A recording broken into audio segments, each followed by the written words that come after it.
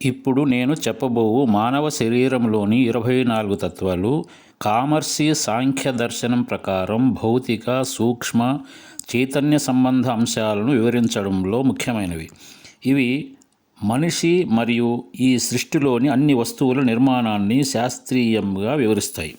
24 తత్వాలు ఏమిటంటే: పంచభూతాలు భూమి, నీరు, అగ్ని, వాయువు, ఆకాశం. పంచ జ్ఞానేంద్రియాలు కన్ను, చెవి, ముక్కు, నాలుక, చర్మం. పంచ కర్మేంద్రియాలు చేయి, కాలు, నోరు, గుదము, ఉపస్థం. పంచ తన్మాత్రలు శబ్దము, స్పర్శ, రూప, రస, గంధం.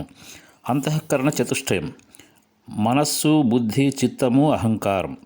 ఇవి అన్నీ కలిపి మొత్తం 24 తత్వాలుగా కపిల మహర్షి తన సాంఖ్య పరంపరలో ప్రతిపాదించారు. తత్వాల దేహ సంబంధం. ఈ తత్వాలు మన దేహాన్ని, భావనలను, ప్రవర్తనను, చైతన్యాన్ని, మన చుట్టూ ఉన్న భౌతిక జగత్తును సమగ్రంగా వివరించడంలో ఉపయోగపడతాయి.